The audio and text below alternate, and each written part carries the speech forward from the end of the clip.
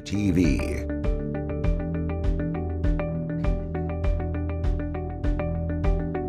A special session of the Unified Government of Wyandotte County, Kansas City, Kansas.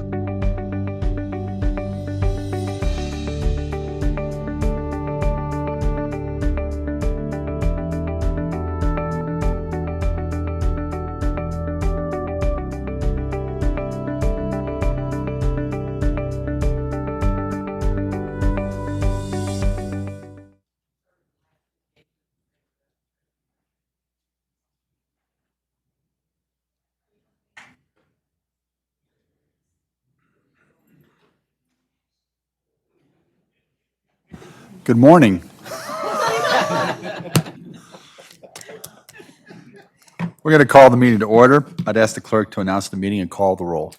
A special session is held on Monday, July the 8th, immediately following the NCD and EDF meeting regarding the budget workshop. Roll call. Walters. Here. Philbrook. Here. Bynum. Here. Burrows. Still here. Townsend. Here. McKiernan. Here. Mugia. Johnson. Here. Kane. Here. Markley. Here. Alvey. Here. So as the clerk stated, this evening is the first of several budget workshops, but given the long meeting prior, we will amend the meeting a little bit. We will move to set the maximum mill levy, but I'll turn it over to Administrator Bach to describe what we will do prior to that. All right. Thank you, Mayor. And as you all noted by the information we'd sent out, we had planned to do a walkthrough of the budget, just an overview. As the mayor said, I think it works. We'll just go directly to a few of the revenue slides to position us to where we're at. So we'll jump around a little bit from what we have in the book tonight and move back to the section where we get to really the heart and soul of the discussion, or the action that needed to happen for our schedule, and that's on the maximum mill levy, and talk about that a little bit and allow you to have some discussions on that and spend more of your time on that since it's time. So with that, I'm going to turn it over to Kathleen Von Etchen, our Chief Financial Officer, and her team, and let them present for a few minutes, and then we'll get to the discussion. Kathleen? Oh, thanks. Right, so on Thursday, we'll have our budget manager, or budget director, Reginald Lindsay, overview the entire budget document, which I have here in front of me. It's about 700 pages. Lots of great information, but we're going to give you a kind of overview of each of those sections so that the public and all of you know where to go to if you want to learn more information, all right? As we mentioned, we had planned to talk more about sales tax projections, other sales tax or other revenue sources, how that's estimated.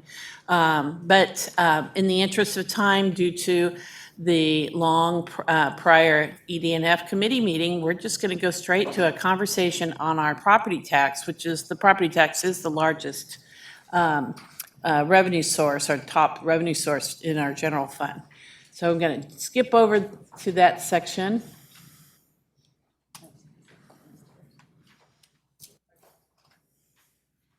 This is a preview of all the slides you'll get to see on Thursday. Now, so we're going to give you a couple overview of three of the revenue slides. These are pie charts that we had previously shown you during the budget presentation. Just kind of recap, so to refresh your memory. So the total revenues of the entire UG, not just the general fund, but all the UG revenues, is $369 million. And of those, 25% of them are property tax, 19% are sales tax. Charges for services amount to 19%, or 18%, sorry. Charges for services are basically those services in which we provide a service and then we receive a charge or a fee in exchange for that service. So, and the greatest proportion are sewer revenues and trash collection fees and stormwater fees. Then we also have franchise taxes from the not only what many would call the pilot, the BPU pilot, which is the electric and the water services that are provided that the BPU pays us a franchise fee based on the total gross revenues that they collect. There's also, revenues from cable, from the television, from gas, from a variety of other services and utilities. And then we have a whole slew of other categories here. So all of those add up to $368.9 million. Now, the general fund, this is how that same amount is broken up by fund. So the city general fund comprises of 43% of these total revenues. The county general fund, 18%. Proprietary or enterprise funds make up 17%. And all the other tax levy funds make up 13%. But we are, because of the size of the general fund, we often focus a lot of our attention on the general fund. And so the total revenues for the general fund amount to $233 million. Of that, 28% of them are from property tax, 22% from sales, and 21% from franchise fees. We also collect 3% of them are from motor vehicle taxes and various transfers in and out from various other funds. The UG has roughly, how many funds do we have? 39. 29. 29 or 30 funds. This consolidated general fund pie chart is only talking about 3 funds. That's the city general fund, the county general fund, and the parks general fund. So, as I mentioned before, the largest is property tax, and so we're going to focus our attention and discussion on the property tax. And from this point on forward, I'm going to pass this on to our Deputy Chief Financial Officer, Debbie Johnsher.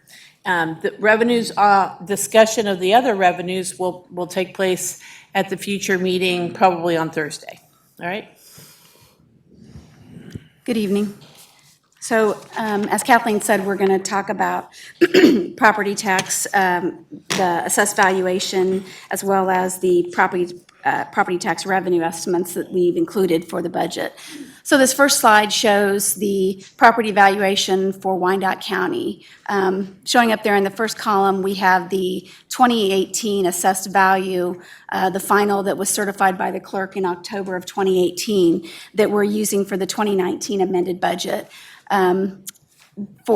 Included in the evaluation is existing real estate as well as new improvements, utilities, personal property, except that it excludes motor vehicle. So for 2018, the total assessed value for the county was $1,299,000,000. This was a 7.5% increase from the prior year for the assessed value that was certified in 2017. The second column up there has the 2019 estimate that the clerk certified on June 15th of 2019. And this shows the estimate, assessed value estimate that we're using for the 2020 budget. The total county assessed value for 2019 is $1,377,000,000. This is a 6% increase over the 2018 valuation. This next slide just shows the property tax revenue calculations and how we get to our estimates that we include in the budget. This first slide is the 2019 amended. So you can see over on the side here, we have all of the tax levy funds for both the city and the county listed with their mill levy and their assessed value that was finalized in 2018. So for the county, as I said, it was $1,299,000,000, and then for the city funds, it was $1,161,000,000. The next column shows the property tax revenue that we would estimate before any deductions based on the assessed value and the mill levy that is set. So for all of the tax levy funds, we would expect to receive around $95 million for all tax levy funds, and that would be before any deductions. We include a delinquency this year for both the city and the county. We've included a 5.7% delinquency, as well as other appeals and refunds that could be pending that if we know about. So we subtract those out. So our 2019 estimate after all deductions is $88.7 million for all tax levy funds. I'm sorry, that says at the top, 2019, is that a mistake? It should be 2020? No, this is the 2019 amended. My next slide is going to be for the 2020 budget. So this is the 2018 value that was certified last November that we're using for the see. 2019 amended budget. Thank you. Can I? Sure. Well, I just wanted to add two little points here. So, when we set the mill rate, of course, last year, it was based on the certified value that came in June. So now this shows the slightly revised number that came in October. And then also the other change is that I adjusted the delinquency rate because before I think it was around 6.5% and now we dropped it down to 5.7. So the actual property tax revenue for the current year that we're estimating will be slightly improved than what was in the original budget. That's.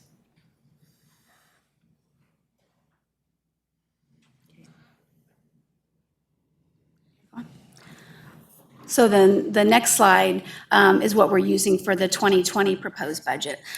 So once again, we've got all of the tax levy funds with the mill rate that we're using for 2020 budget. Now we've updated the 2019 estimated assessed value that the clerk just certified in November. So for the county funds, it's $1,377,000, and for the city funds, it's $1,227,000. So property tax revenue estimates before any deductions, we would expect to collect around $100 million in property tax revenue. Then we have the deductions or the delinquency rate that, once again, we've estimated at 5.7% minus any appeals. And so for 2020 revenue collected, we're estimating that within all the tax levy funds, we would collect $93.9 million in property tax revenue.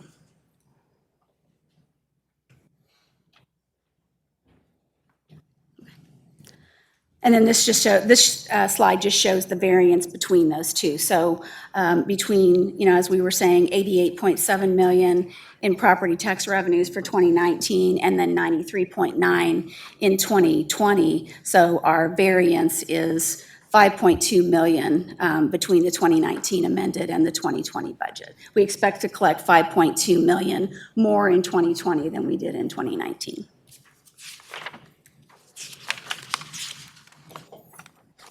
So now we'll move on to slides for the maximum mill levy. So this sheet here, we're going to just concentrate on the two largest tax levy funds, the city general fund and the county general fund, just give some information about them. I'll concentrate on the 2020 proposed budget. So for the city general fund, in total revenues total $160.6 million. Property tax revenues are $24.3 million, or 15% of the total budget for the city general fund. The mill rate is 21.242, which we've held constant with the 2019 amended budget, and the amount per mill for the city general fund is $1.14 million. On the county general fund, total revenues are $66.2 million. Of that, tax revenue property tax revenue accounts for $40.1 million, or 60.6% of the total budget, which shows how reliant the county fund is on property tax revenue. With a mill rate of 31.187, the general fund generates $1.288 million per mill. This is a graph of the mill levy rates since 2015. The green represents Wyandotte County, and it stayed fairly constant from 2015 to 2019 at 39.00011, and we're proposing the same rate for 2020. And then the blue line is Kansas City, Kansas mill levy, and you can see the drop here at 43.8 mils in 2016. In 2017, 18, and 2019, we dropped the levy 2 mils in each year, bringing us to a rate in 2019 of 38.138 mils.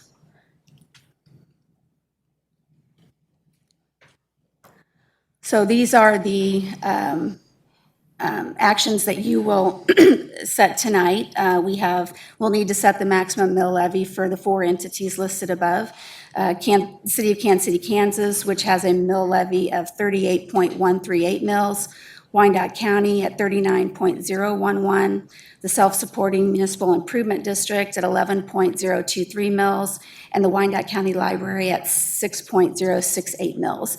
We've shown the 2019 mill levy here, what's proposed in the 2020 budget, and the recommendation, if unchanged, for the maximum mill levy. Go ahead. I'm just noticing that on some of the slides it says 38.137, and on some of the slides it says 38.138. Is that an error, or go back a couple slides? Yeah, if you go back a couple slides somewhere, it said 38.137. Well, it's probably just rounding. Oh, this one's the county. This is just the Oh, it was the a different county general It was fund. a different slide, but I mean, it's fine. I just want to make sure I want to make sure we're setting it at what we think we're setting it at. Oh, that's just rounding up. We're sorry. It could just be rounding. Yeah. Now, this one here totals both city and county. So these 4 here would total, Oh, yeah, the parks. Okay. Oh, yeah, parks Right. is actually part of the county general fund. Okay, so mill it's getting rate. added to so the these one. top 4 would be the county levies totaling the 39.011. Yes, that's And right. this would be the city levy at 38.138. Commissioner Bynum? Just making sure. Thank you. Good job. Go forward to the maximum mill levy slide. That one. Chief Counsel Moore, I really hate to do this to you again this year. The Wyandotte County Library Mill, is that the Piper Edwardsville Turner Mill? Yes. Correct, We will set that, correct. Well, or our library board appointments will set it. they establish it, but you're the one that actually formalizes it. So that is not the mill levy for the KCK No. libraries. That will come to us later.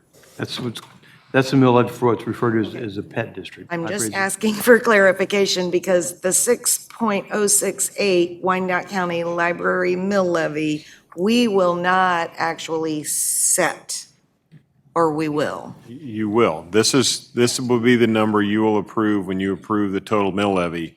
You do not set that, which comes within KCK 500. That is set by that elected board because it is under the school. But this mill levy for Wyandotte County, outside of the KCK school district, is in our control Yes. to raise or lower. Well, They recommend, we approve. Yeah. they they're have set. a lot of latitude in actually setting this under the state Okay, statutes. I'm asking it for purposes of clarification with our community and transparency, that ultimately, It is we're set. going to approve it, but we did not set it. Right. It is set by that board that takes the action to put that in position. As the county, this is really your action to adopt it as part of the overall mill levy because we are the collector of all taxes for those other jurisdictions. Okay. And since it's still a little different, even though the school can set theirs, we have to take this action And that's on just the second part of my comment. If I live in KCK school district, which I do, this will not be the mill levy I pay at all for the library. That is correct. It'll be entirely There's a different. different number that they have. Yeah. And we have no control on that mill levy. They will set it and adopt it. Yes. Okay. Yeah, the current year mill rate for the KCK USD 500 school is 11.086. Thank you.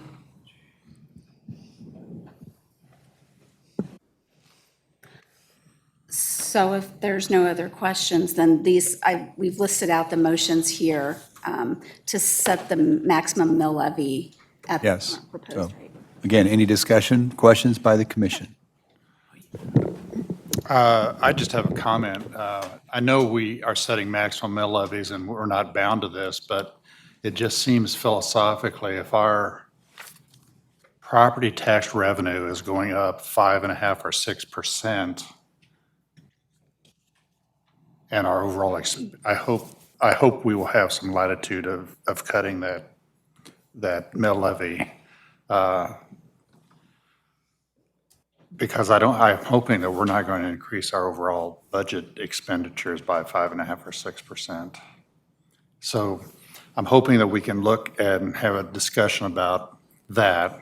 And secondly, I'd really like to make sure that we talk about trying to cut the interest payment mill levy portion. Thank you. And I think that's a good point, and it's part of what we didn't do tonight to talk about all those other revenue sources, which I know you've seen some of those, but if you were just tuned in from the public tonight, you wouldn't see all the other revenue sources that are not as doing as well as where the property tax value did, so they're down. So our overall expenditures are up about 2.5%, I believe, is proposed in this budget, Commissioner. And he is right too, and just to clarify that point again, this is how I built the budget that I proposed to you. Did keep the mill rate constant. You can adopt it at that rate, but tonight, to publish it, you can't raise it above that level unless we go through a whole new publication process, but you can always lower it, and you could set the mill rate at a lower number later on if you would like to do so. This is the max. Mr. McKiernan? I'm ready to make a motion if we're at that point. Commissioner Burrows? You had graphs earlier showing the county and city mill reduction, so we could see where the mills were and how they intersected and where they are today. Is there a chance that we could get a property tax valuation graph that shows the increase in property value, not just the number, and show how it might intersect somewhere across that graph? So we can see the climb, see how rapid it's going up, and I think a visual is a lot easier to digest than just the numbers. Yeah, of course, we could do that. In fact, that graph can be found on page 178 of the You already have it? CAFR Oh, that in the we CAFR just report? published. And the CAFR's online. Okay. I'll find it. Okay. Yeah. All right. Commissioner McKiernan? I move to set the maximum mill rate for the city of Kansas City, Kansas at 38.138. Second. We have a motion and a second. Roll call, please. Roll call, Walters. Aye. Philbrook. Aye. Bynum. Aye. Burrows. Aye. Townsend. Aye. McKiernan. Aye. Johnson. Aye. Kane. Markley. Aye. Vote is 9-0. That motion carries. I move to set the maximum mill rate for the county of Wyandotte at 39.011. Second. We have a motion and a second. Roll call, please. Roll call, Walters. Aye. Philbrook. Aye. Bynum. Aye. Burrows. Aye. Townsend. Aye. McKiernan. Aye. Johnson. Aye. Kane. Markley. Aye. Vote is 9-0. That motion carries. I move to set the maximum mill rate for the self-supporting municipal improvement district at 11.023. Second. We have a motion and a second. Roll call, please. Roll call, Walters. Philbrook. Aye. Bynum. Aye. Burrows. Aye. Townsend. Aye. McKiernan. Aye. Johnson. Aye. Kane. Markley. Aye. The vote is 9-0. That motion carries. I move to set the maximum mill rate for Wyandotte County Library at 6.068. Second. Motion and a second. Roll call, Walters. Aye. Philbrook. Aye. Bynum. Aye. Burrows. Aye. Townsend. Aye. McKiernan. Aye. Johnson. Aye. Kane. Markley. Aye. Vote is 9-0, that motion carries. All right, thank you very much. So we have several budget workshops planned. We're pretty busy this month, so on Thursday, we'll be going back over the overview of the budget, and then there are specific topics that will be addressed in some of the workshops: debt, water pollution control, funds and projects, investment in building security, the police body camera project, and of course, review update of project budget. So if you have any questions that you would like to be addressed, please send them on to me and to Mr. Bach so that we can make sure that we're prepared for that. And we are adjourned. Thank you.